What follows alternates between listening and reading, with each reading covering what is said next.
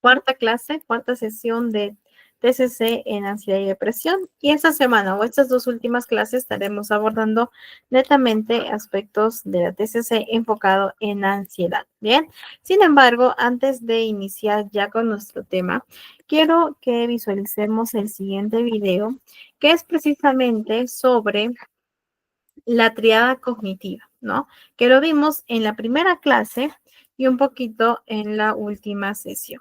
Bien, entonces vamos a tomarnos unos minutitos para visualizar el siguiente video sobre la triada cognitiva en la depresión.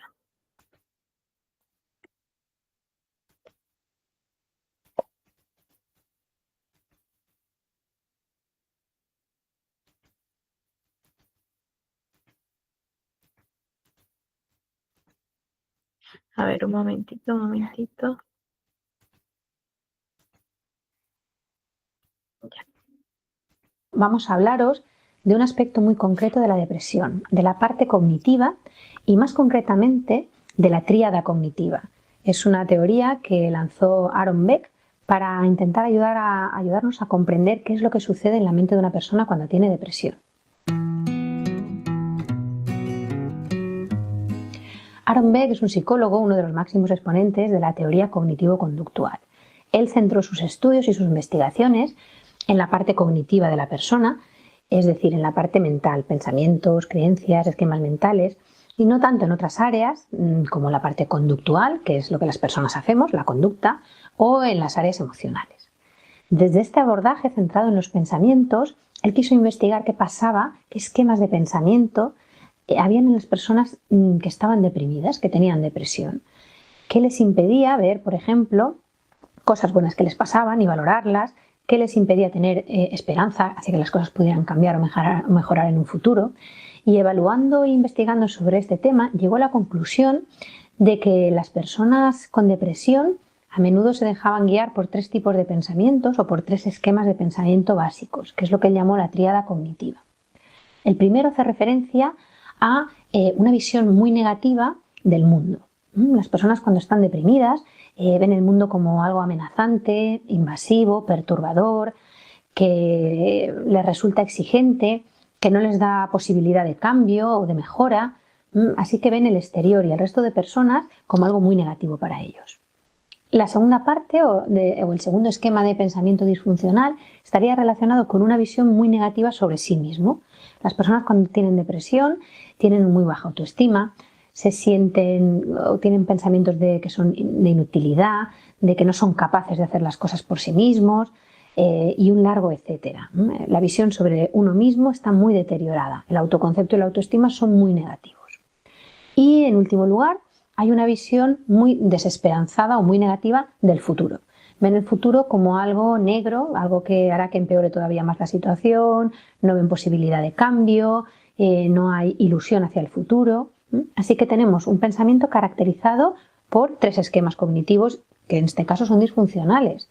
Visión muy negativa del mundo, visión muy negativa de uno mismo y visión muy negativa del futuro. Los esquemas de pensamiento lo que hacen es ayudarnos a filtrar la información que recibimos del exterior. En este caso se produce un sesgo atencional, es decir, la persona tiende a interpretar, según esos esquemas negativos, toda la información o los estímulos que le vienen de fuera. Por ejemplo, prestará más atención siempre a lo que confirma sus creencias. Si yo creo que el mundo es agresivo, que es hostil conmigo, seguro que prestaré mucha más atención a cosas o a comentarios que me haga la gente, a situaciones que confirmen eso. Tendemos a prestar más atención a las cosas que confirman nuestras creencias, desestimando o dejando de prestar atención a todas las cosas positivas y que en este caso de la depresión nos permitirían poder avanzar y poder salir de esa depresión.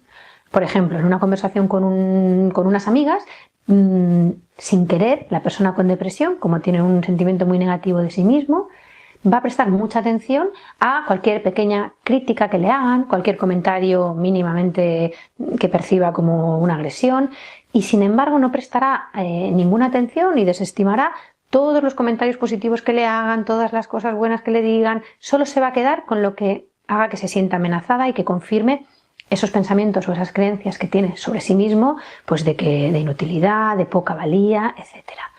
la consecuencia de esto es muy, muy negativa para la persona porque se pierde la oportunidad de percibir las cosas buenas que hay a su alrededor, las cosas buenas que le aportan los demás, y siempre se va a fijar más en sus errores que en las cosas que le salen bien, en los comentarios negativos que en los comentarios positivos que le hace la gente, con lo cual se produce bueno, pues un círculo vicioso. Y eso afecta obviamente mucho a nivel conductual y emocional, que son las otras dos grandes áreas afectadas en la depresión. En este caso nos hemos centrado en hablar de la parte más relacionada con los pensamientos y con las creencias y según las teorías de Aaron Beck.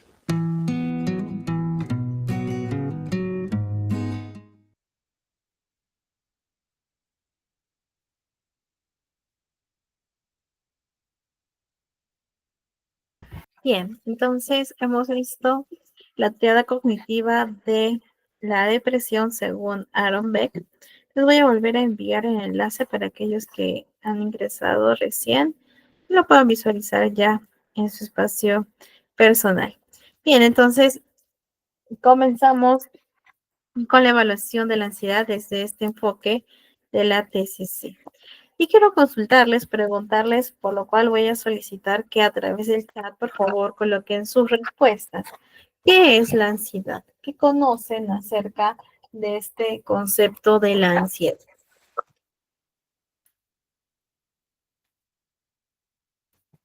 Voy a esperar entonces sus respuestas sobre qué es la ansiedad. A ver, Nancy nos comenta es un estado emocional de desequilibrio. Ok, Nancy. ¿Los demás qué opinan? Paola, un estado de ánimo emocional incontrolable. Río Verde nos comenta una emoción que nos alerta a peligro. Excelente.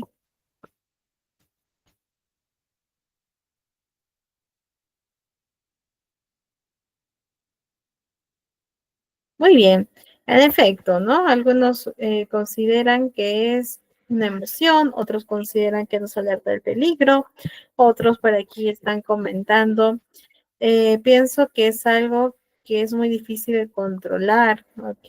Nancy, alerta a la conducta.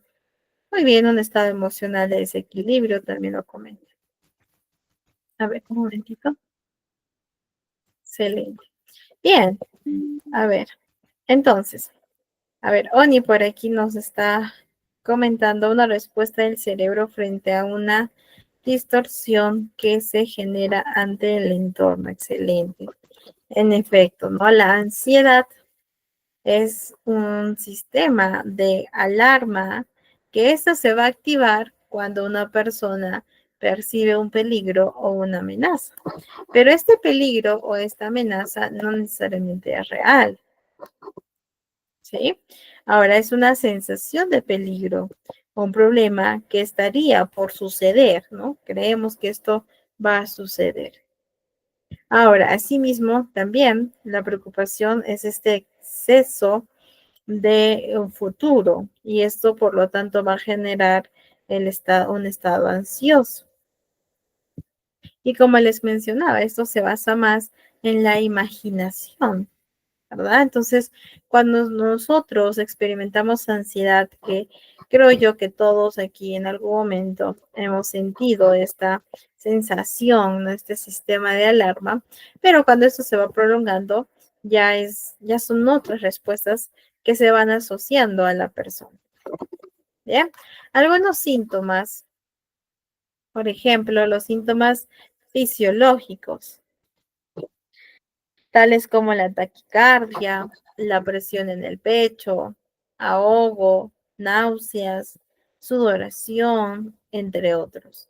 Los síntomas emocionales cognitivos también que debemos de indagar en las personas, ¿no? Ideas catastróficas, sensación de inseguridad, sentimiento también de inferioridad, incapacidad para concentrarse debido a todos los pensamientos rumiantes que las personas experimentan. Y, y la preocupación por el futuro. ¿Bien? Y algunos síntomas conductuales, la inquietud, ¿no? O la conducta evitativa también. Evito esta situación que me provoca o que es una situación ansiógena, ¿no? A ver, Adriana nos está comentando en el chat. Ansiedad es una respuesta natural del cuerpo ante situaciones de estrés, miedo e incertidumbre. Es útil en pequeñas dosis porque nos ayuda a estar en alertas y actuar. Así es, ¿no? Como les decía, todos en algún momento hemos sentido ansiedad, que es una forma de estar alerta ante cualquier situación estresante o alarmante, ¿no?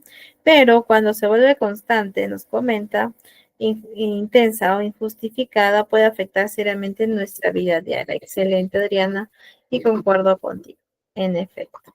Bien, ahora, antes de pasar a los pensamientos irracionales o los errores cognitivos propios de la ansiedad, vamos a visualizar un poquito acerca de qué es la ansiedad. Sí, un video sobre ansiedad y después continuamos con los errores cognitivos asociados a esta variante.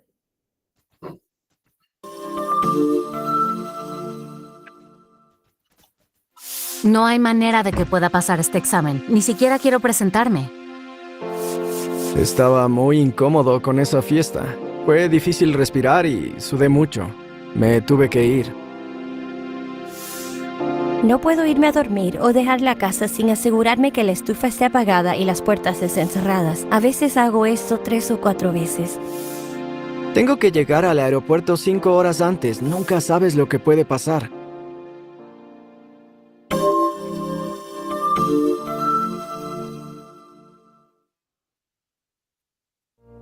Estas son las voces de personas que han sentido ansiedad. La ansiedad es una reacción común a eventos diarios, como tomar un examen final o hablar en público. Pero cuando la ansiedad lo hace sentirse muy incómodo y hace que la vida cotidiana sea difícil, entonces se vuelve un problema, o lo que llamamos un desorden. Lo sé, pues he vivido con ansiedad por mucho tiempo. Mi propia ansiedad se siente como si se tratara de todo. Me preocupan muchas cosas de maneras diferentes. Y tiene un gran impacto en mi vida. Me estreso sobre cosas que están a punto de suceder o que pudieran suceder, y eso hace que no me pueda enfocar en dónde estoy o con quién estoy. A veces mi corazón palpita mucho, hablo muy rápido y soy grosero con las personas. Mi familia se frustra mucho conmigo. Cuando en verdad es malo, siento un nudo en mi estómago todo el tiempo. Hasta me siento deprimido y quiero que me dejen en paz. Siento que si hago algo lo echaré a perder o algo irá mal, así que muchas veces prefiero evitarlo todo. Me siento mucho mejor quedándome en casa y tomando un trago. Resulta que la ansiedad es un síntoma común de la salud mental. Puede ser la señal principal del desorden generalizado de ansiedad, del que sufro, o desorden de ansiedad social, que es el miedo que se tiene de estar en público o conocer gente nueva.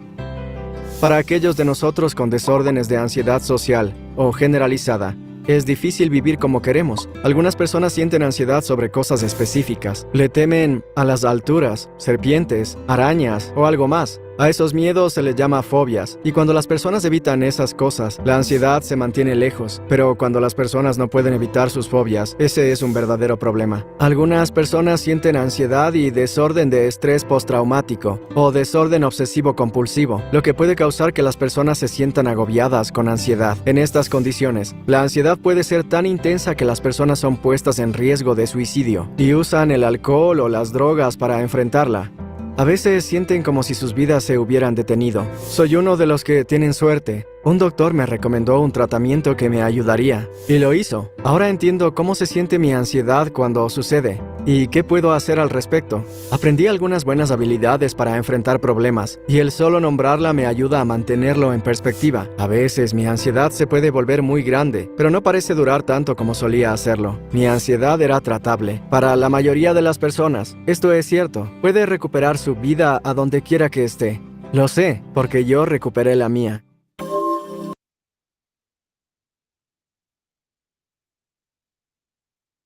Y les envío entonces nuevamente el enlace. Y hemos visto, ¿no? El concepto de ansiedad y que lamentablemente tiende a ser ahora más, ¿no? Después de pandemia se ha visto que se ha evidenciado también un incremento considerable de casos de personas, incluso, ¿no? A veces ya adolescentes con este tipo de situación, ¿no? De la ansiedad. Bien, entonces vamos a pasar a los errores de pensamiento, los errores cognitivos que están asociados a un estado ansioso. Por ejemplo, la adivinación es cuando nuestra mente intenta interpretar las predicciones como si fueran ya hechos. Es decir, esta situación que yo creo que sí o sí va a ocurrir, ¿no? Por ejemplo, voy a quedarme sola porque mi pareja me abandonó. Es una predicción que ya lo estoy asociando, lo estoy interpretando como un hecho que sí o sí va a suceder. En este caso, sí o sí me voy a quedar sola. O mi salud seguirá deteriorándose y tendré que volver a tomar los medicamentos. Bien, nuevamente estoy realizando esta predicción como un hecho real. O voy a accidentarme otra vez. Ese es un error que tiende a ser muy común en las personas. Adivinamos el futuro como si sí o sí va a suceder, ¿no? Y lo peor es que imaginamos situaciones tediosas, conflictivas o negativas. Tenemos otro error de pensamiento, en este caso el razonamiento emocional. Es decir, aquí la persona razona en función de cómo se siente. Cuando su mente, por ejemplo, le dice que sus emociones reflejan la realidad. Si yo me siento asustado es porque debo estar en peligro. Racionalizo en base a mi emoción. Mi emoción, entonces, está reflejando una realidad. ¿Sí? O, por ejemplo, me siento culpable, así que debí hacer algo mal. ¿Sí? Solo por la emoción o el sentimiento. Me siento fracasado, así que debo de serlo de verdad. ¿Listo? Entonces, en el razonamiento emocional, vamos a razonar o interpretar nuestra realidad en función a nuestras emociones. Catastrófico, muy común. Mi mente imagina los peores escenarios. Es como hacer una tormenta en un vaso de agua.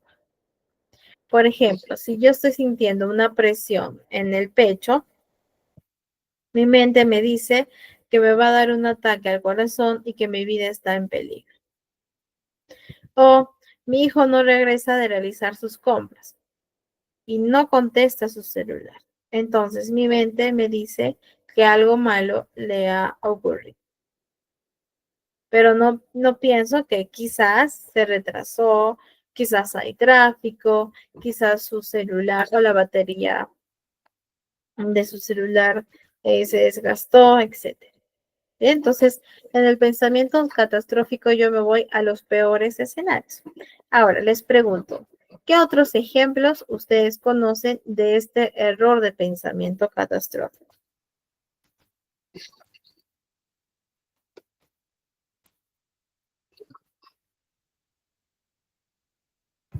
Errores que de repente han escuchado o que se identifican también.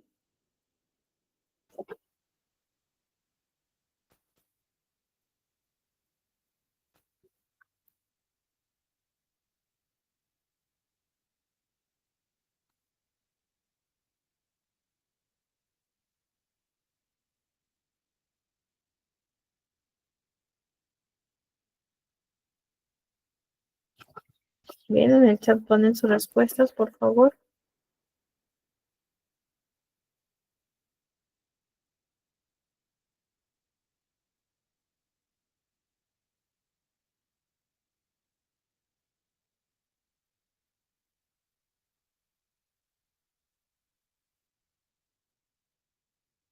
Camila. Ya, ¿cómo así? No catastrófico hace referencia a los peores escenarios. Peores escenarios que me imagino. Algo malo va a pasar. Algo malo va a ocurrirle a mi pareja o a mi familia. O de repente, no tengo una entrevista de trabajo. No, me voy a equivocar y después, una vez que me equivoque, me van a poner en una lista roja y ya no me van a contratar en otras empresas. Voy a catastroficar o, mejor dicho, imaginar el peor escenario catastrófico de la situación, ¿sí? Pero no es algo que sí o sí vaya a ocurrir. Pero mi pensamiento está planteando ello, ¿bien? Muy bien, excelente Camila, también. Es una situación catastrófica en este caso. Por otro lado, tenemos el análisis de las amenazas. Cuando nuestra mente busca en el entorno aquello que nosotros tememos. Por ejemplo, voy a hacer un chequeo obsesivo de las noticias para buscar actualizaciones sobre las enfermedades. En este caso, ¿qué es lo que yo temo? Las enfermedades. ¿Sí? Y como yo temo las enfermedades, en el análisis de las amenazas, voy a buscar obsesivamente todas las noticias que estén relacionadas a la enfermedad. O revisar constantemente nuestro cuerpo para detectar si hay algo que indique que tengo una enfermedad también. ¿Listo?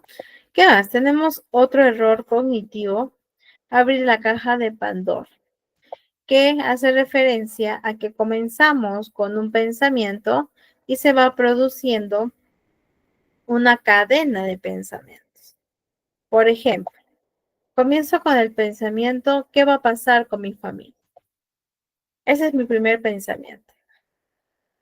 Y voy a comenzar con la cadena. ¿Qué va a pasar con mi pareja?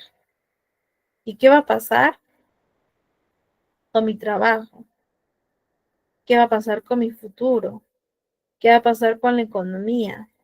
¿Qué va a pasar conmigo? ¿Qué va a pasar con mis hijos? Etcétera. Bien, entonces vamos a ir encadenando estos pensamientos hipotéticos, ¿no? Que qué va a pasar, qué podría suceder. ¿Qué más? Otro error cognitivo, la indefensión aprendida. Es decir, nosotros creemos que no somos capaces de resolver un problema. ¿Cómo soluciono este problema? Bien, como no sé cómo hacerlo, entonces lo voy a denominar como si fuera el gran problema, cuando en realidad quizás no es un gran problema. Sí, es un conflicto, es un problema, pero no es un gran problema que no pueda resolver. Pero yo estoy creyendo que no puedo, que no soy capaz, y por lo tanto, como yo pienso que no puedo resolver el problema, considero que este es un problema grande. Bien, y la preocupación hipotética.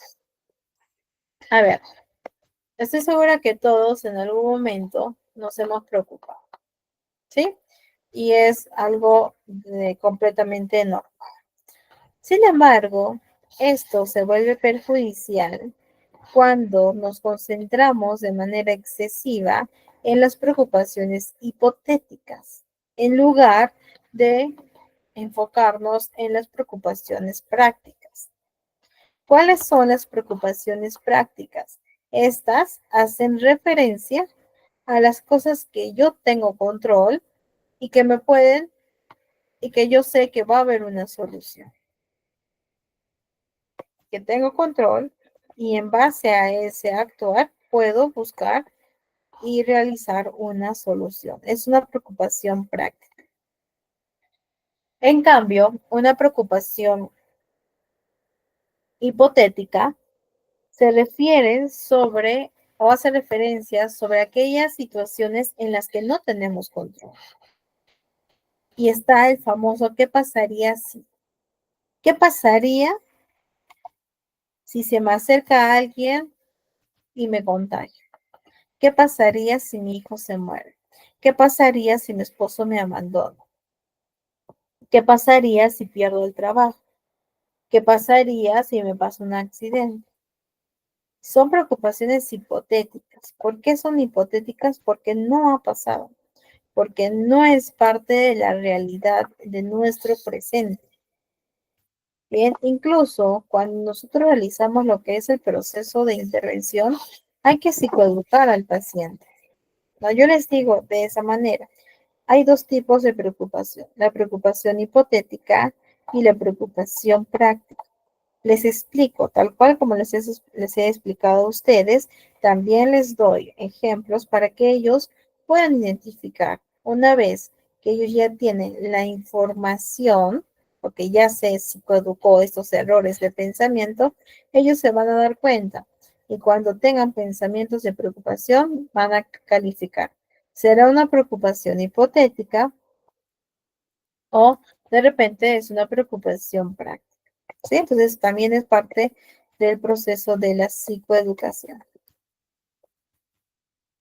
Bien, vamos entonces a abordar ahora los trastornos de la ansiedad, pero de manera general algunos y otros, especialmente uno, si lo veremos un poco más específico. Bien, por ello les sugiero que puedan averiguar, indagar un poco más acerca de cada trastorno de ansiedad. Bien, a ver, todos en algún momento hemos sentido ansiedad, todos en algún momento hemos sentido miedo. ¿Cierto? Es normal porque es parte del ser humano sentir o estar en estos estados. Bien, pero los trastornos de ansiedad se van a diferenciar de este miedo normal o de esta ansiedad normal. ¿Por qué? Porque tienden a ser excesivos. Y al ser excesivos persisten más allá de los tiempos de desarrollo apropiados. ¿Sí? Ya es la diferencia que nosotros vamos a notar en los pacientes. ¿A través de qué? A través de la entrevista. ¿Desde cuándo ocurre estos estados ansiosos? ¿Desde cuándo tienes estos síntomas físicos, cognitivos, conductuales? Persisten en cuanto a gravedad, han aumentado, han disminuido, es más frecuente. Y eso se realiza o esa información se obtiene a través de la entrevista. Bien, a ver, tenemos el trastorno de ansiedad por separación, el mutismo selectivo, la fobia específica, el trastorno de ansiedad social, agorafobia, trastorno de pánico y el trastorno de ansiedad generalizada. Vamos a ver específicamente el trastorno de ansiedad generalizada según el DSM-5. ¿Bien?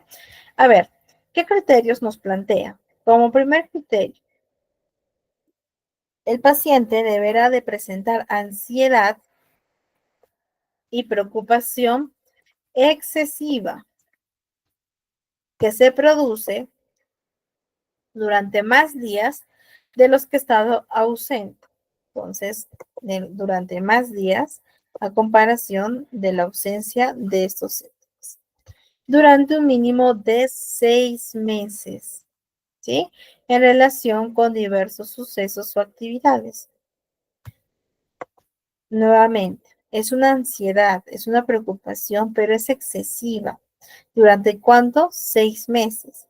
Y durante estos 6 meses, esta ansiedad y esta preocupación debe estar más días de los que ha estado ausente en relación a los diferentes sucesos o a las diferentes actividades. Segundo criterio, a la persona le es difícil controlar la preocupación. Presenta dificultades evidentes para poder controlar dicha preocupación. Tercer criterio, el criterio C. La ansiedad y la preocupación se asocian a 3 o a más de los 6 síntomas siguientes. ¿Bien? Y al menos, ojo, y al menos algunos síntomas han estado presentes durante más días de los que han estado ausentes durante los últimos 6 meses. ¿Cuáles son estos síntomas que debe presentar? Como mínimo 3. Inquietud o sensación de estar atrapado con los nervios en punta.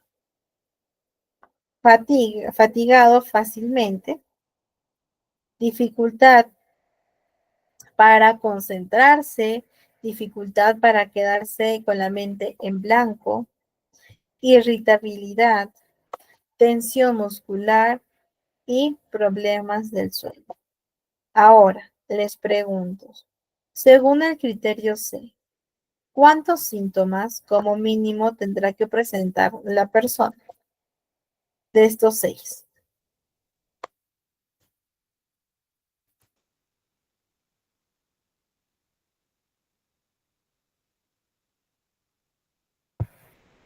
De estos 6 síntomas, ¿cuántas o cuántos síntomas deberá presentar el paciente como mínimo según el criterio C?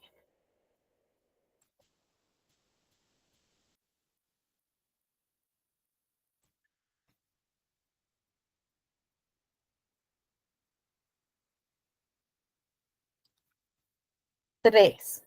Bien, son 3 síntomas o más por 6 meses, durante los últimos 6 meses. Y eso es importante, chicos, chicas, porque se tiene que preguntar, se debe de preguntar durante los 6 meses qué síntomas ha presentado el paciente. Si cumple con el criterio C, podría indicarnos un posible trastorno de ansiedad generalizada, claramente que tiene que cumplir con todos los criterios, ¿no? Criterio T, la ansiedad, la preocupación o los síntomas físicos causan malestar clínicamente significativo en el ámbito social, laboral u otras áreas del funcionamiento de la persona. Es un criterio que tiende a ser común. Bien, porque sí, en efecto, ¿no? Esta ansiedad excesiva va a causar este malestar clínicamente significativo en el funcionamiento de la persona, en las diferentes áreas de vida del paciente. Criterio E. La alteración no se puede atribuir a efectos fisiológicos de una sustancia, tampoco a una afección médica. Sí, Oni, pero tienes que indagar más, pero probablemente sí, ¿no? O de repente hay otra morbilidad. Para ello se tiene que indagar. Bien, la alteración, como criterio F, la alteración no se explica mejor por otro trastorno mental. Por ejemplo, ansiedad o preocupación por tener ataques de pánico. Tampoco en una ansiedad social. Tampoco el trastorno obsesivo compulsivo. Tampoco se puede explicar por un trastorno de ansiedad por separación, por un trastorno de estrés postraumático, tampoco por un trastorno dismórfico corporal, tampoco por un trastorno de ansiedad por enfermedad o el contenido de creencias delirantes en el trastorno de la esquizofrenia o trastorno delirante como tal. Bien, entonces esto permite hacer el diagnóstico diferencial. Bien, entonces, recuerdo, criterio A, ansiedad y preocupación excesiva durante mínimo 6 meses. El paciente no puede controlar esta ansiedad, no puede controlar esta preocupación excesiva. Tiene que presentar mínimo 3 o más de estos 6 síntomas durante 6 meses. ¿Sí? Son los tiempos que siempre hay que estar indagando con los pacientes. ¿Sí? Entonces, vamos a ver un video de un psiquiatra que precisamente nos explica sobre el trastorno de ansiedad generalizada. ¿Ya? Y después continuamos con los siguientes trastornos. Espera un momentito. Ya. Soy Víctor Navarro, soy médico psiquiatra del Hospital Clínico de Barcelona. El objetivo de este vídeo es explicar qué es el trastorno de ansiedad generalizada. El trastorno de ansiedad generalizada, en medicina y psicología, lo definimos como la presencia de unos niveles de miedo, de ansiedad, muy superiores a los que parecen lógicos en base a la situación y a la forma de ser que tiene ese individuo. Con un hecho muy importante, y es que el propio individuo es consciente de que no es lógico su estado. Es decir, el propio individuo no sabe atribuir su estado a hechos, a cosas que le están sucediendo en la vida. El paciente es el primero que está sorprendido de repente tener esos síntomas. Esos síntomas son esencialmente mucho miedo, mucha sensación de tensión frente a no sabe qué el paciente. El paciente tiene la sensación como de que parece que puedan pasar cosas negativas de forma brusca.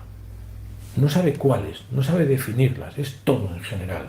Y por lo tanto lo que describe es una sensación de alarma permanente, de hipervigilancia permanente. Junto a ese estado de por sí desagradable, casi siempre el paciente explica que de forma más o menos mantenida o con mucha frecuencia a lo largo del día tiene síntomas físicos de ansiedad, sean palpitaciones, sea sensación de diarrea, sea sensación de ahogo, sea algo de temblor, sea algo de sudoración. Todo eso junto hace que con mucha frecuencia el paciente, si está haciendo algo en una situación de no gran confort para él, pueda tener que dejar de hacerlo, tenga que huir de la situación por esa sensación de alarma que pueda estar creciendo en ese momento. Hay veces que ya ni siquiera el paciente llega a hacer algo, sino que frente a esa sensación de alarma permanente, más síntomas físicos muy desagradables, es posible que ya incluso deje de hacer cosas, que no llegue, que las evite. No solo que las deje una vez que las está haciendo, sino que las evite. Insisto, el paciente te dice que no sé qué va a pasar, no sé si va a salir mal esto o lo otro, no sé. Es una sensación que me sale de aquí, un pensamiento que me sale de aquí, de alarma, de miedo a no sé qué, un miedo indefinido. Uno podría interpretar que si una persona tiene una sensación de miedo mantenida, es que por su forma de ser es una persona muy asustadiza, muy ansiosa, que se agobia con todo. Pues no. El trastorno de ansiedad generalizada es una enfermedad que de repente aparece.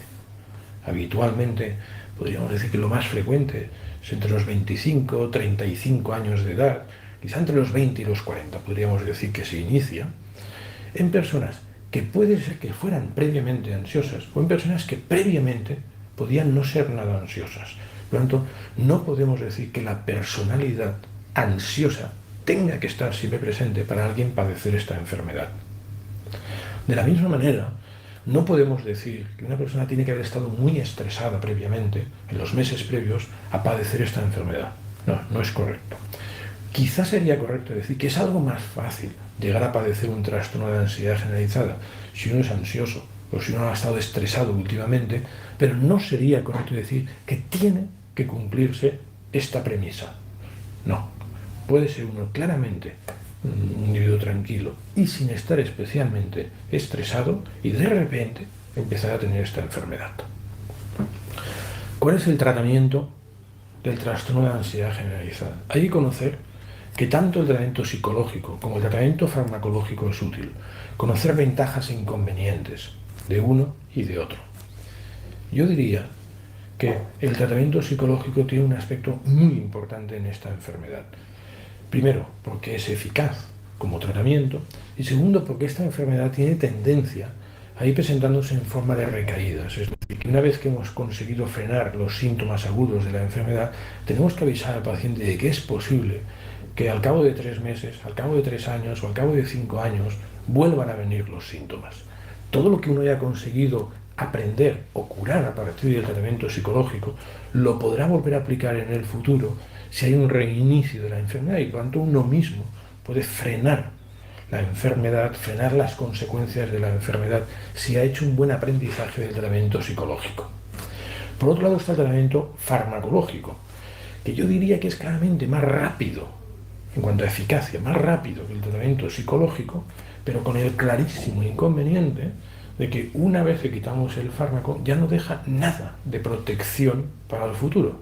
Y por lo tanto, como he dicho que esta enfermedad tiene tendencia a las recaídas, nos podemos encontrar con que en la siguiente recaída, si la hay al cabo de 3 meses o al cabo de 5 años, el paciente tenga cero capacidad para manejar un poco la enfermedad.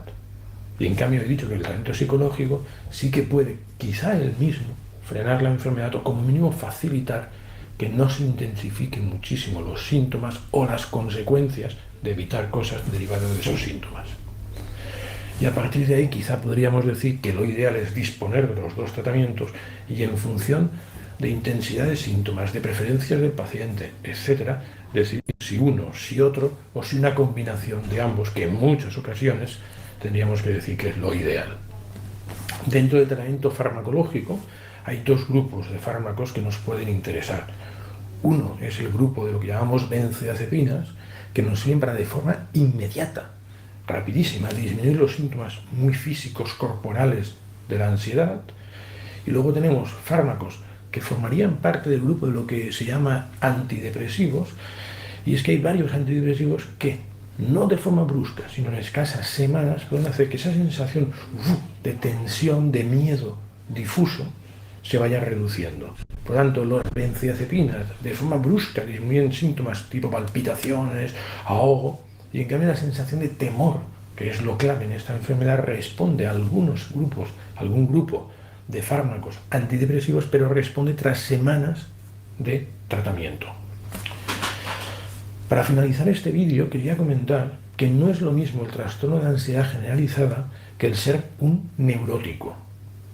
En el trastorno de ansiedad generalizada hay muchos síntomas de ansiedad y el paciente no entiende a qué viene tener esa sensación de alerta y además no forma parte de todo lo que era la forma de ser o de razonar la persona, sino que él habitualmente funcionaba de una manera y de repente aparecen estos síntomas constantes de ansiedad.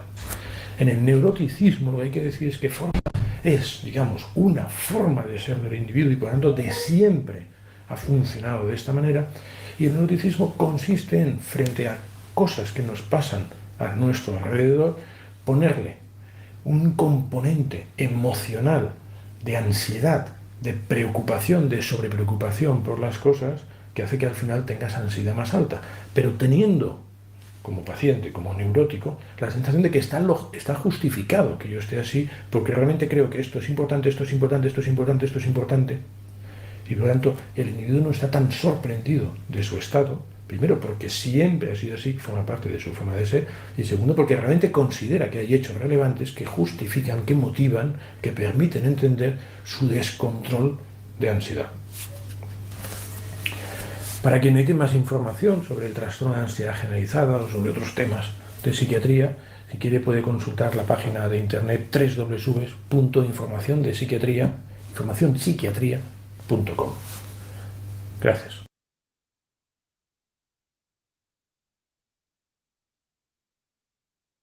Bien, les envío entonces nuevamente el enlace para que lo guarden y lo puedan visualizar después. Bien, entonces hemos visto lo que es ya la ansiedad generalizada. Ahora continuamos con la ansiedad por separación. Es este miedo, ¿no? Esta ansiedad persistente también sobre los posibles daños que se puedan sufrir o que puedan sufrir estas personas por las cuales hemos creado un apego, un vínculo.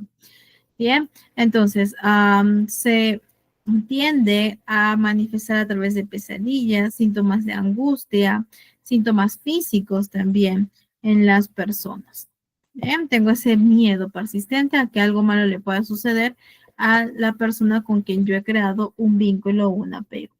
El mutismo selectivo se caracteriza por esta incapacidad para hablar en las situaciones sociales en las que hay una expectativa de hablar, ¿no? Por ejemplo, en la escuela, ¿no? O cuando estoy en algún lugar donde yo sé que voy a ser observado y voy a tener que hablar. Entonces, ¿qué es lo que hago? No hablo. Estoy en ese lugar, pero no hablo. Sin embargo, en otras situaciones donde yo siento la seguridad y me siento cómoda, entonces sí emito oraciones, sí puedo comunicar. Tenemos lo que es la fobia específica. Cuando la persona presenta un miedo intenso, persistente ante ciertas situaciones claro, situaciones u objetos específicos. Y como tengo miedo, por lo tanto, ¿qué hago? Evito tener contacto con estas situaciones ansiógenas. Bien, y el trastorno de ansiedad social, cuando la persona siente miedo, ansiedad ante las interacciones sociales o en aquellas situaciones donde hay una posibilidad de ser observado. ¿Bien? Y por lo tanto también hay personas que evitan este tipo de lugares o situaciones. El trastorno de pánico. La persona presenta ataques de pánicos que pueden ser imprevistos y recurrentes. ¿Qué es un ataque de pánico? Es esta aparición súbita de un miedo intenso, de un malestar intenso, que puede alcanzar su expresión máxima en unos minutos.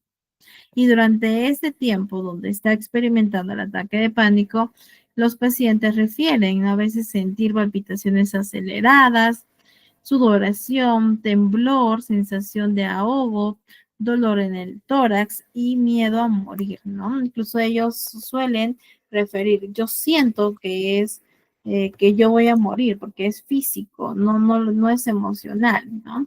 Y después vienen derivados de otras especialidades precisamente por estos trastornos de pánico, ¿no?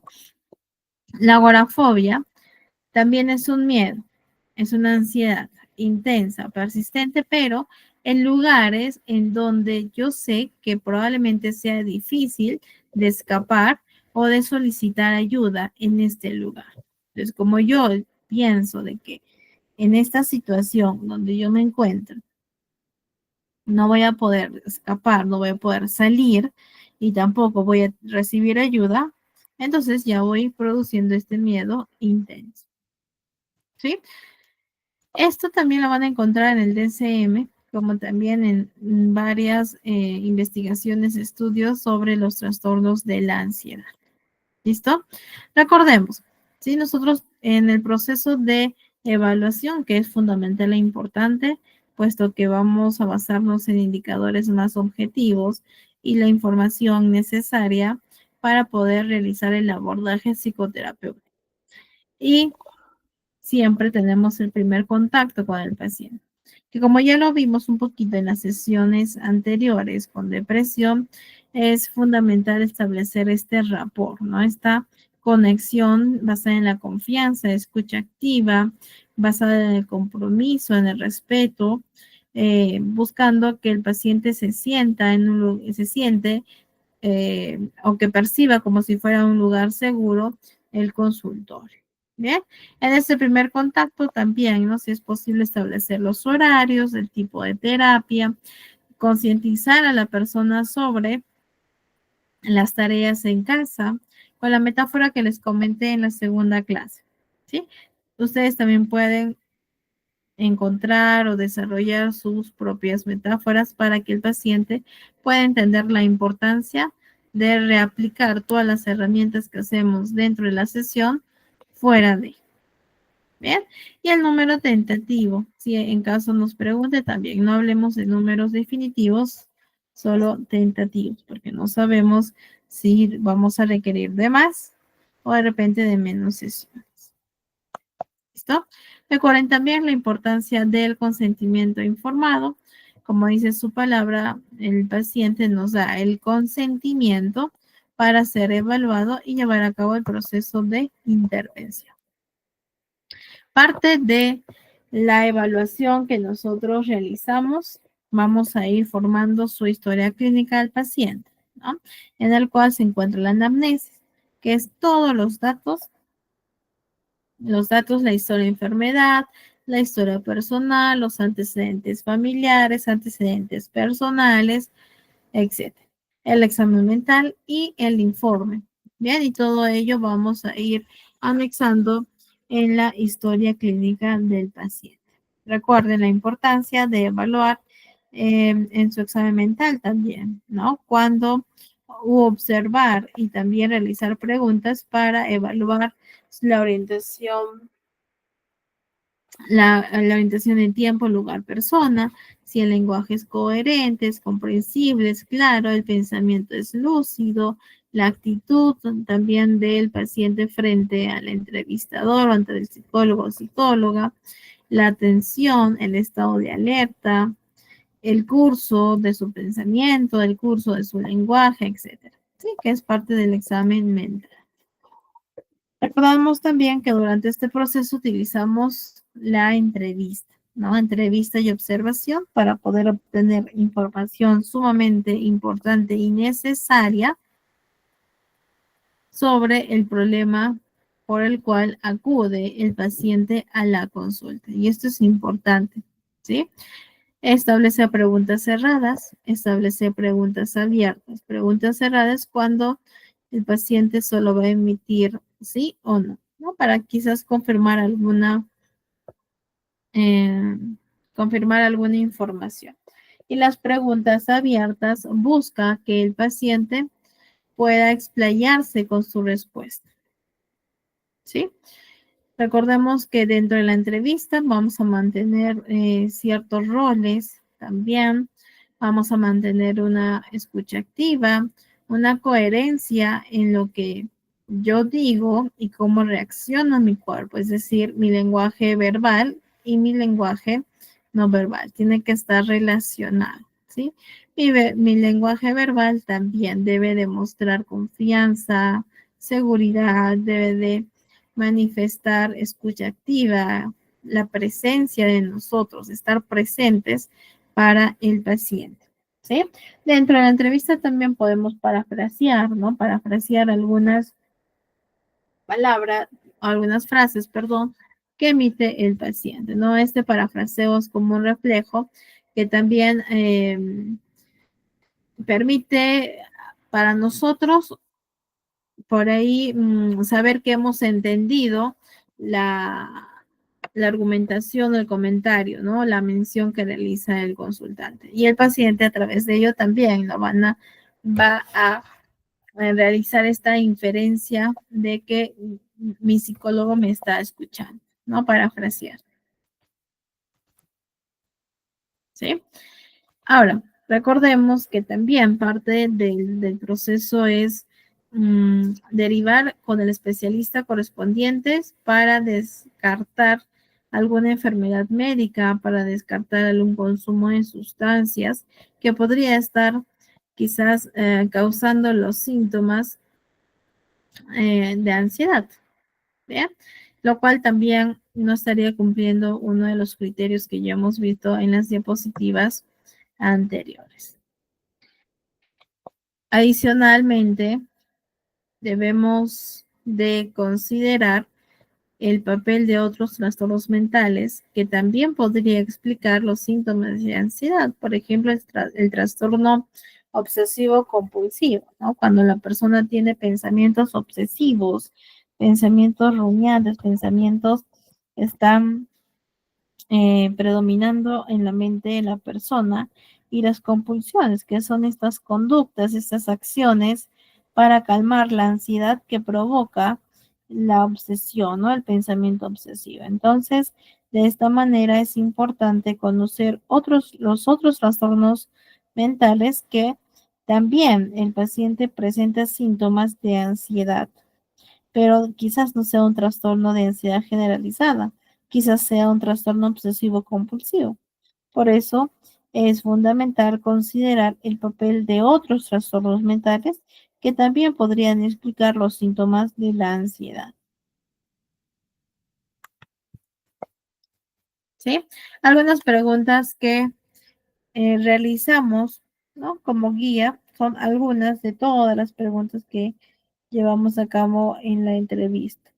Por ejemplo, ¿desde cuándo usted presenta ansiedad?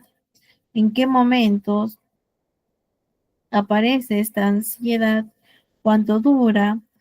¿Cómo de intensa es esta ansiedad? ¿Mejora de alguna manera? ¿Cómo es su higiene del sueño? ¿Cómo es el curso del sueño? ¿Su estado de ánimo? ¿Ocurrió algo recientemente que esté asociado a la ansiedad? ha tenido algún episodio previo similar, o también, ¿no? Preguntar si es que a algún familiar le ha ocurrido algo parecido. Bien, son algunas preguntas de las diferentes y variadas preguntas que nosotros realizamos en el proceso de la entrevista. Como les digo, es una herramienta que nos permite obtener información fundamental para también comprender la situación actual, integrar la información que nos brinda el paciente con las pruebas psicológicas, también con los autorregistros y llegar a esta presunción diagnóstica. Bien, dentro del proceso de la TCC, ¿no? Desde este enfoque, vamos a tener que identificar cuáles son los parámetros de la conducta problemática. Recordemos que hay ciertas conductas que el paciente emite debido a la ansiedad, y esto es como una cadena, ¿no? Que lo vimos en la primera clase. Situación, pensamiento, del pensamiento, la emoción, las reacciones fisiológicas y las conductas. Entonces, para entender más la conducta problemática, tenemos que identificar cuáles son los parámetros de esto. Es decir, la frecuencia, qué tan frecuente o cuántas veces ocurre esta conducta problemática, la intensidad del 0 al 10, qué tan intensa es esta conducta, y la duración, cuánto tiempo dura dicha conducta.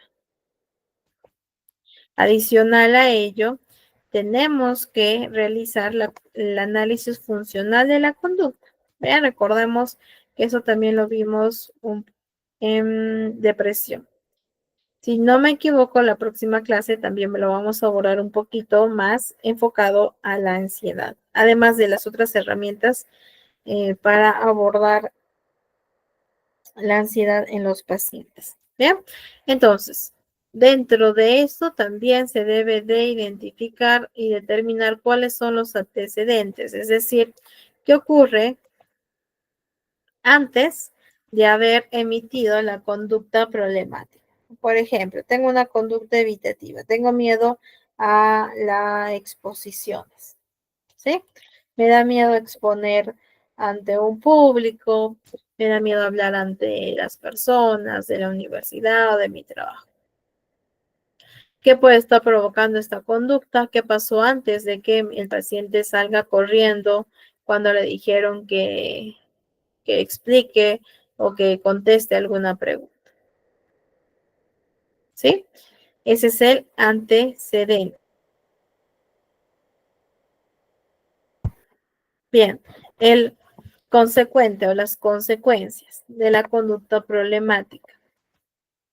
¿Qué ocurrió después? ¿Qué puede estar consiguiendo el paciente con esta conducta como consecuencia? ¿Sí? Ahora, también recordemos que hay comportamientos compensatorios. Esos comportamientos compensatorios pues reafirman, son como estos reforzadores, ¿no? De los pensamientos propios de la ansiedad que está presentando el paciente. Bien, es importante identificar cuáles son las fortalezas, cuáles son los recursos que posee la persona. ¿Para qué? Para ayudarnos de ello. Sé que todas las personas tenemos oportunidades de mejora, como también tenemos fortalezas, como también tenemos recursos que nos va a ayudar a que este proceso también se lleve a cabo, ¿sí? Y es importante no tener prejuicios, es importante no opinar en base a nuestra experiencia personal, ¿sí? Y asociar esto con los prejuicios, porque recordemos que las personas tenemos recursos. No porque estoy yendo al psicólogo o a la psicóloga, no tengo recursos. No, sí tengo, pero necesito otros para poder afrontar otras situaciones. Bien, durante el proceso de evaluación, recordemos siempre abordar 4 respuestas. respuestas cognitivas, que son los pensamientos, respuestas afectivas, que son las emociones, sentimientos, respuestas fisiológicas, las sensaciones, cómo reacciona mi cuerpo, y las respuestas motoras, las conductas, ¿sí? ¿Qué hago en esos momentos? ¿Cuál fue mi conducta en esos momentos? ¿Fue una conducta afrontativa? ¿Fue una conducta evitativa? ¿Sí? Y esto tenemos que ir abordando de manera gradual. ¿Bien? Entonces, en el primer encuentro, como hemos visto, se realiza lo que es el encuadre, ¿no? El rapport, se establece horarios también, se establece el tipo de terapia, las clases, perdón, las tareas fuera de sesiones. Se comienza con la entrevista a través de nuestro lenguaje verbal y el lenguaje no verbal. Vamos a comunicarnos con la paciente o el paciente. ¿Bien? Y en el segundo encuentro podemos continuar con nuestra entrevista en caso no lo hemos terminado en la primera sesión, y también vamos a hacer la evaluación. Vamos a delimitar la preocupación del paciente. Y recuerden, si el paciente dice, yo tengo ansiedad, tenemos que preguntar, ¿qué es ansiedad para ti? ¿Cómo se manifiesta esta ansiedad en tu trabajo? ¿Cómo se manifiesta esta ansiedad en tus relaciones familiares? Con tu pareja, de repente con tus hijos, con tus amigos, en el ámbito académico, etc. ¿Bien? ¿Cómo está afectando ello en su vida actualmente? El nivel de conciencia de la responsabilidad que tiene. Sí, porque sí, hay pacientes que vienen y dicen, yo soy consciente de la responsabilidad que tengo en este proceso.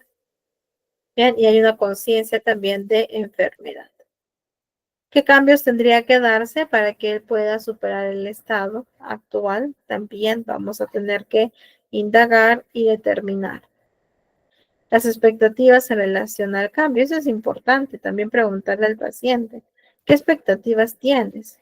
Porque, ojo, hay pacientes que tienen expectativas irreales de la terapia, ¿bien?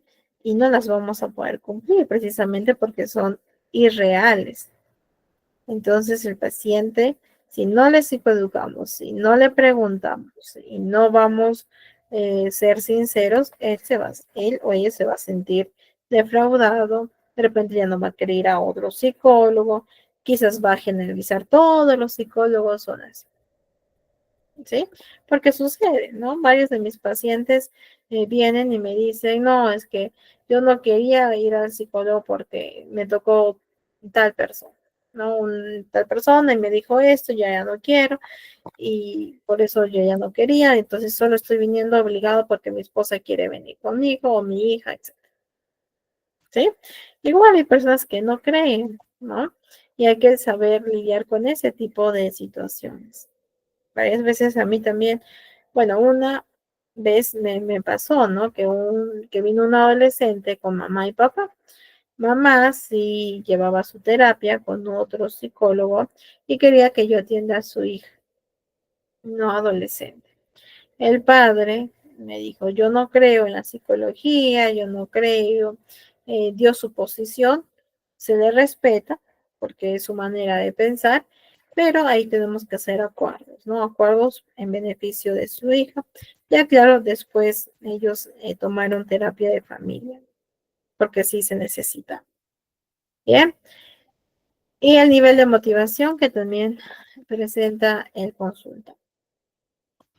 Aplicamos cuestionarios, pruebas psicológicas, test psicológicos, autorregistros. Ahora, también es importante mencionar lo siguiente, que las escalas, los test, las pruebas, los autorregistros por sí solas no pueden generar diagnóstico, sino tenemos que integrar toda la información que hemos obtenido durante el proceso de evaluación, entrevista, anamnesis, examen mental, test psicológicos, pruebas psicológicos, autorregistros, observación. Todo ello vamos a integrar la información para emitir un diagnóstico o una presunción diagnóstica. Bien, por ejemplo, ¿no? Tenemos la escala de ansiedad y depresión de Goldberg, tenemos la escala de Hamilton para la ansiedad, hospital ansiedad depresión, tenemos el STAI ansiedad estado rasgo, el test de IDARE de ansiedad. ¿Sí? Entonces sí es importante saber y ser conscientes, ¿bien? Que no necesariamente un test va a emitir un diagnóstico, nos va a dar un diagnóstico, por el contrario. Tenemos que indagar más y cohesionar toda la información. Bien, a ver. Antes de pasar a la línea base, también hay personas que nos dicen, tengo una crisis de ansiedad. Tenemos que preguntar, ¿qué es una crisis de ansiedad para ti? No, o ya vienen autodiagnosticados. Tengo agorafobia. ¿Qué es agorafobia para ti? Ah, es que yo vi un video en TikTok que decía, si cumplo con estos criterios, entonces es posible que tenga agorafobia, ¿no? Ya autodiagnosticados. Y tenemos que explicarle al paciente qué es una crisis de ansiedad, qué es un ataque de pánico, qué es ansiedad. Porque puede ser que no sea ansiedad, puede ser que tenga otra morbilidad, pero él cree que sí es una ansiedad. Bien, entonces, antes de continuar con la línea base, vamos a observar el último video sobre qué es una crisis de ansiedad y la agorafobia. Bien, a ver. Buenos días, soy Víctor Navarro, soy médico psiquiatra del Hospital Clínico de Barcelona. El objetivo de este vídeo es explicar qué es un trastorno de pánico con agorafobia. La primera idea a tener en cuenta es que esta enfermedad suele tener 3 componentes o grupos de síntomas diferentes y que normalmente aparecen con una cronología muy concreta. El primer componente de la enfermedad, que es lo que suele aparecer en primer lugar, es lo que se llama crisis de ansiedad, también se llama ataque de pánico o muchas veces se conoce por el nombre en inglés de panic attack. ¿En qué consiste una crisis de ansiedad o una crisis de pánico? La crisis de ansiedad es un inicio brusco e inesperado de síntomas en el cuerpo tipo palpitaciones muy intensas, sensación de ahogo, de tener que hiperventilar muy intenso. Casi siempre esto se acompaña de sensación como de mareo, de que uno se pueda caer. Y ya no es obligatorio, pero con mucha frecuencia se acompaña de algunas otras cosas como sudoración intensa, como sensación de hormigueo en brazos y manos, y en ocasiones se acompaña también de pequeñas contracciones, ver que algunos músculos nos hacen así, sobre todo en las manos. Lo importante de estos episodios es, primero, que aparecen de forma muy brusca, es decir, en escasísimos minutos, no más de 5 minutos, adquiere la intensidad máxima. Y si no hacemos nada, después de estar entre media hora y como mucho 1 hora con esta intensidad muy elevada, espontáneamente esto mejora. Es decir, una crisis de ansiedad es inicio brusco de todos estos síntomas que he dicho, mantenimiento durante media hora, 1 hora y remisión, desaparición de estos síntomas. Muy importante, yo no he dicho que el paciente esté ansioso, no, el paciente no tiene la sensación propiamente de estar ansioso, tiene la sensación de que su cuerpo está fallando, que está teniendo algo en el corazón o algo en los pulmones. Por lo tanto, el paciente lo vive como enfermedad, no ansiedad, y que acabará muy mal, que acabará en muerte inminente. Cuando el paciente lo que dice es miedo a morirse en ese momento. Es muy frecuente, por ejemplo, que el paciente busque una ventana o un sitio donde haya más aire porque tiene la sensación de que no puede respirar. Y un aspecto clave de la crisis de ansiedad o crisis de pánico es que no se produce a continuación de un susto o un disgusto. No. Aparece de forma espontánea, como aparece un estornudo. Como no hay un factor desencadenante, un agobio externo concreto, el paciente no es capaz de atribuir esto a una reacción tipo ansiedad. Si esto pasase justo después de ver un león, todo el mundo diría, es un cuadro de ansiedad. Pues como aparece de forma espontánea, o puede aparecer de forma espontánea, el paciente no lo atribuye a una respuesta tipo ansiosa del cuerpo, lo vive como una enfermedad con riesgo para su vida. Esto es lo que se llama crisis de ansiedad o ataque de pánico. Muy bien.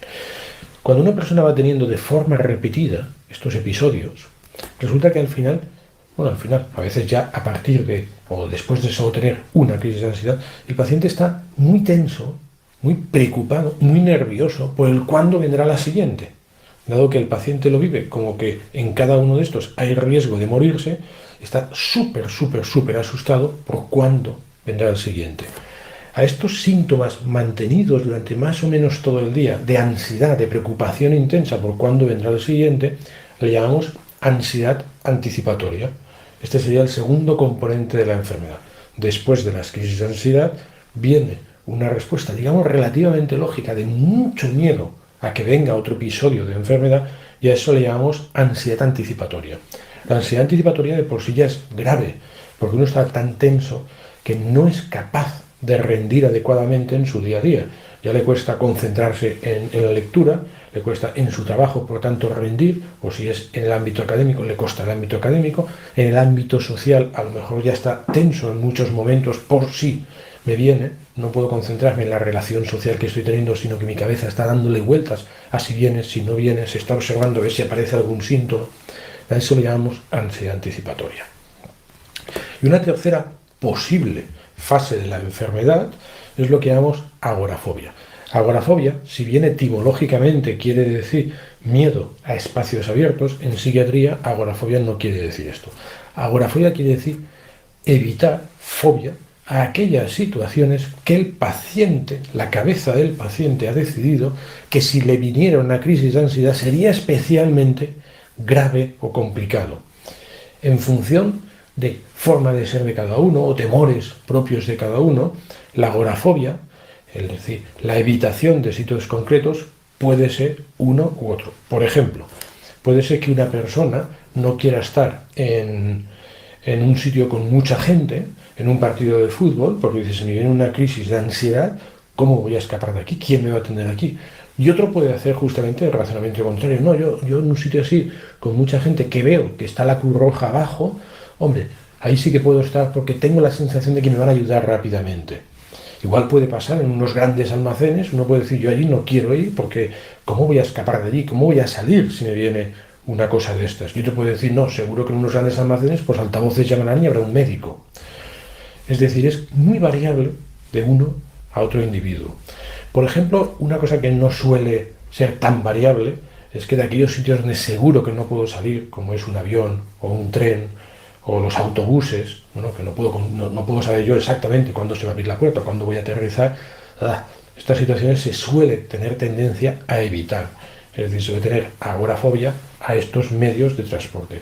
Se suele tener miedo, evitación, a, por ejemplo, ir en un coche por una autopista, porque en una autopista uno no puede escoger cuándo abandona la autopista, sino que cada 30 kilómetros hay una salida. En cambio, si uno está en una ciudad, que uno puede dejar el coche más o menos en cualquier sitio, en una carretera nacional, que más o menos hay salidas cada 2x3, es más probable que uno pueda intentar estar por carreteras nacionales que por autopistas. Es decir, la agorafobia, de antemano no podemos decir exactamente a qué ámbito, a qué situación ambiental va a afectar en cada individuo, porque va a ser muy variable de uno a otro individuo. Por tanto, hemos dicho que casi siempre primero hay crisis de ansiedad, lo pasa el paciente tan mal, con sensación tan intensa de muerte o de riesgo bestia para su salud, que probablemente empezará a estar tenso todo el día para ver, o por miedo a cuándo vendrá la siguiente crisis, esa ansiedad anticipatoria. Y la tercera posible fase es lo que llamamos agorafobia, que es una vez que ya estoy tan tenso y con miedo a que venga una crisis, busco aquellos lugares donde si me viene una crisis yo me voy a sentir como más protegido, más reconfortado, evitando, agorafobia, aquellas situaciones en las que ni en broma me puedo permitir que venga una crisis de ansiedad. Esto es lo que se llama un trastorno de pánico con agorafobia. En alguna ocasión, quizá las menos, pero aún así no muy infrecuente, nos encontramos personas con ansiedad anticipatoria, con agorafobia y aparentemente sin crisis de ansiedad. Lo que pasa es que si exploras bien la historia, si valoras bien la historia de ese paciente, casi siempre el paciente te explica que hubo alguna situación, digamos, equivalente a una crisis de ansiedad. Es decir, una situación en la que el paciente notó un gran descontrol, una gran sensación de ¿y si pasa no sé qué? Pongo un ejemplo. Un ejemplo podría ser un profesor que, por su forma de ser, le da vergüenza, por ejemplo, decir a los alumnos, ostras, tengo que irme al váter, tengo una diarrea enorme. Total, que no lo dice y está aguantando durante una hora de clase con mucho miedo a que se le escape. Bueno, si lo ha vivido con mucho miedo, con mucho agobio, sería el equivalente a una crisis de pánico. Nos podemos encontrar con que ese profesor experimentado y tal, ostras, su cabeza haga el siguiente razonamiento. Como no puedo saber si me va a volver a pasar o no, mejor voy a evitar ir a clase. Es decir, quizá inicialmente estuvo tenso entre clase y clase, es decir, ansiedad anticipatoria, y al final su cabeza dice, oye, mejor evitar ir a clase, por si me viene una diarrea. Si ese profesor tenía que ir a reuniones con otros profesores, a lo mejor empieza a decir, disculpa, yo no puedo ir. Si era, por ejemplo, jefe de estudios o coordinador de algo, a lo mejor dice, tengo que dejar de ser coordinador, tengo que dejar de ser jefe, ¿para qué? Para no ir a las reuniones, es decir, evitar reuniones por si me viniera la diarrea. Es decir, hay veces que nos encontramos con individuos que están actuando como con ansiedad anticipatoria más evitaciones, agorafobia, y sin embargo, propiamente no ha habido una crisis de ansiedad. Pero sí que ha habido una situación, como el ejemplo que he puesto, que se me va a escapar y qué vergüenza tener diarrea delante de todo el mundo, es decir, una situación de riesgo de no control en algo físico, y a partir de ahí ha tenido la evolución propia de quien ha tenido crisis de pánico o crisis de ansiedad. Un último aspecto a comentar, o quizá dos aspectos, respecto a quién puede tener esta enfermedad y quién no. Primero de todo, casi siempre la primera vez que una persona tiene crisis de ansiedad es en la adolescencia, pongamos 16, 17, 18 años y como mucho los 30 años. Es decir, es muy poco frecuente que una crisis de ansiedad, de estas de palpitaciones intensas, sensación de algo, venga por primera vez más allá de los 30 años. Es poco frecuente. Y otra cosa es que lo hayas tenido a los 25 años y luego vuelva a aparecer a los 40. Esto es otra cosa. Pero la primera vez suele ser en la etapa de los 18, 20, como mucho, a partir de hasta los 30 años. ¿Y quién puede tener? ¿Qué individuo puede tener? Todos podemos tener. La respuesta es que sí. No es verdad la idea que uno puede tener de que solo el muy asustadizo, el muy agobiado, el muy inseguro pueda tener esto. No. Se ha visto perfectamente en cualquier estudio epidemiológico, de estudio de valoración de un montón de población, que toda persona puede tener crisis de ansiedad. Es más frecuente, es cierto, si uno es ansioso, que si es muy tranquilo de siempre, pero no es obligatorio ser ansioso para poder tener crisis de ansiedad. Una persona muy tranquila puede tener crisis de ansiedad.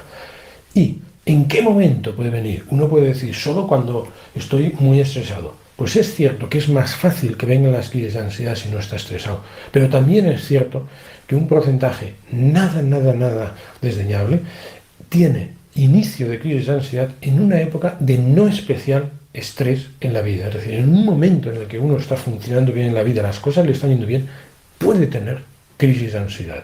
Por lo tanto, un médico, y por supuesto, claro, tampoco un familiar, no debe de empeñarse en encontrar personalidad ansiosa e insegura para justificar, para entender que uno tenga crisis de ansiedad, y un médico y un familiar tampoco tiene que empeñarse en que seguro que estás estresado por algo concreto si has empezado a tener crisis de ansiedad. No, más fácil si eres ansioso y estás ansioso, pero no es indispensable una forma de ser concreta ni una situación concreta en la vida.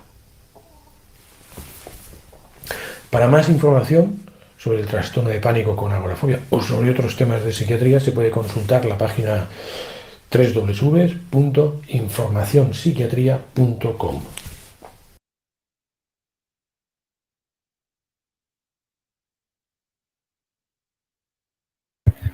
Bien, les envío entonces el último enlace del video que hemos estado visualizando.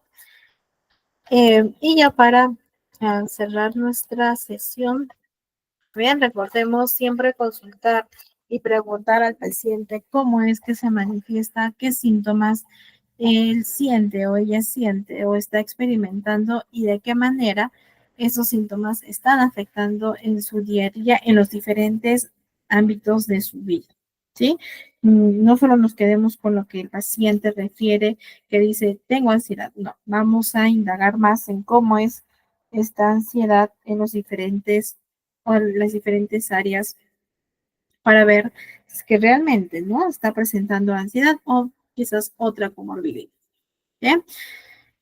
Eh, Adicional a ello, adicional de la entrevista que hemos estado abordando, los cuestionarios, los test, los autorregistros, la observación, hacemos nuestra línea base, ¿sí? En este caso, en el registro de la ansiedad.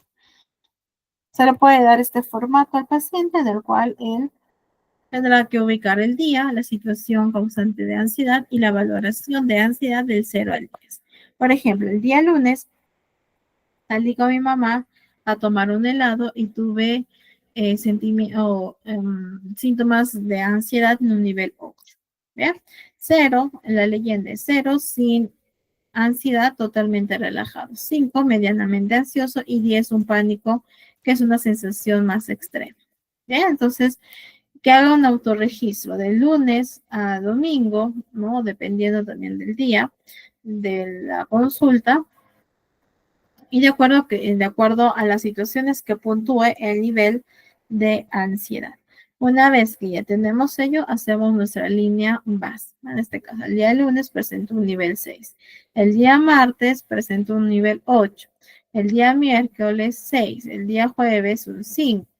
Y va sucesivamente. Bien, entonces esta línea base es de la semana 1. Ahora, que haga también de la semana 2, semana 3, para hacer el seguimiento correspondiente de cómo van los síntomas o el nivel, ¿no?, propio de la ansiedad. Como también podemos realizar la línea base de las conductas o las reacciones fisiológicas, ¿no? Por ejemplo, el llanto, las náuseas, responder de mala manera, los temblores, presionar sus manos. En la semana 0, ¿no? En cuanto a frecuencia, 1, ¿de qué? De náuseas, de llanto y también de temblores. 2 veces, ¿no? De presionar sus manos.